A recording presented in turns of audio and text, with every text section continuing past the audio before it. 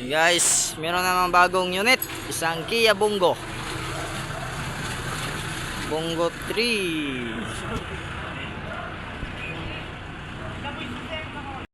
Meron tayong panibagong customer from Marbel, Cotabato. So, sobrang napakalayo. So, yung iniindang sakit niya is low power. So, ano kayang dahilan sa kanyang pagka-low power? So, ito, diretso na. Pinasok agad sa mga Nakmar boys.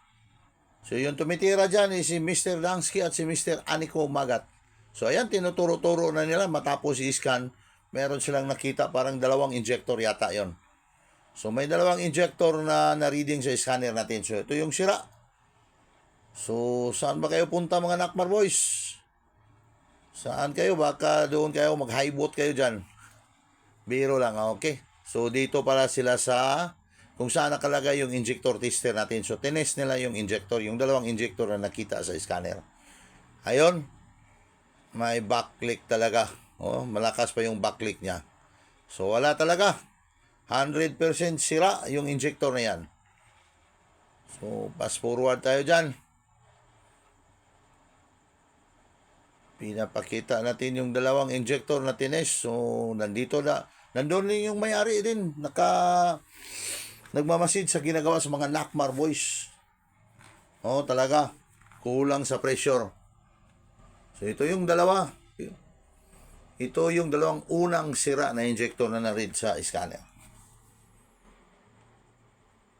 So, ayun, kitang-kita natin.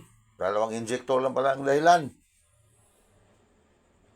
Pero, by the way, yung sira dyan, ito yung ipapalit natin na injector. Yung ipapalit natin na injector, goods na goods talaga. Buti na lang may stock tayo. Agad-agad na palitan natin. Pero hindi lang dalawa yan. For information, para sa informasyon na ating mga nanonood, for the information of our viewers, hindi lang dalawang injector ang pinalit natin. Kasi, yung nangyari dyan, ayan, nakabit na. Fast forward lang tayo, hindi na na-videohan yung dalawa. Pero di bali na, Pagkabit. nandoon naman yung mayari. Sa pagtanggal, busy tayo. Isang goods.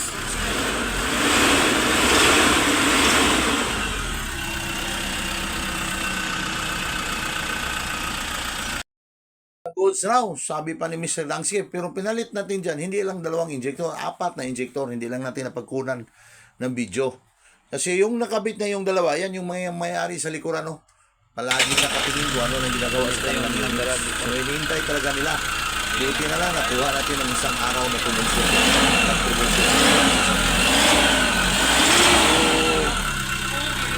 Yung unang dalawa, nung nakabit na, yung unang dalawang injector, meron siyang fuel na narinig natin. Kaya nga, nag-decision tayo, i-try natin papalitan yung 4. So, nag-additional tayo ng dalawang injector. So, 4 na lahat.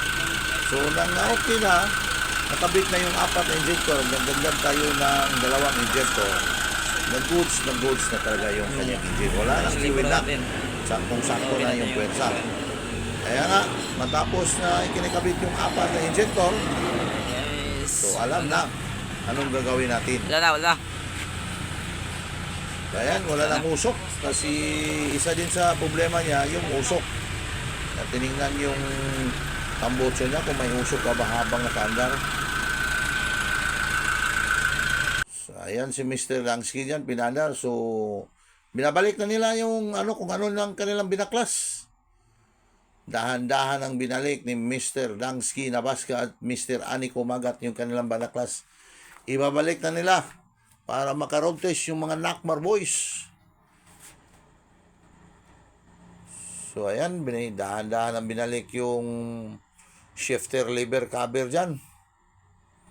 Fast forward tayo dyan. So, mayat-maya, ipaatras na yan, ipalabas na nila sa talyer natin para magkasubukan yung kanilang gawa. Kung ano kaya. So, parang okay na talaga. Tumatawa na dyan si Mr. Aniko Magat. So, ganyan talaga pag nakuha natin yung problema. So, ayan. Atras na, mga Nakmar boys. Magkaalaman na ngayon kung totoo ba yung diagnose nyo. Saktong-sakto ba yung diagnose nyo. So, ayan yung mga may-ari, nandyan sa gilid. naka-standby, nakatindig. So, road test na yung mga Nakmar boys dyan. Ayun, ito na. Tumakbo na. So, lakas yung kanyang RPM. Maabot na sila ng 60 kph. Ayan, malayo na yung kanilang naabutan. Parang wala ng problema. So, si Mr. Dangsky dyan at saka si Mr. Aniko Magat ang nag-road test dyan. So, ang tuloy na ng kanilang takbo. Hindi katulad ng pagdating dyan dito, iusad pagong lang. So, ayan, sign approve by Mr. Dangsky. So, makinig tayo sa dalawa. So, hanggang dito lang si Nakmar. Next na yung takbo natin.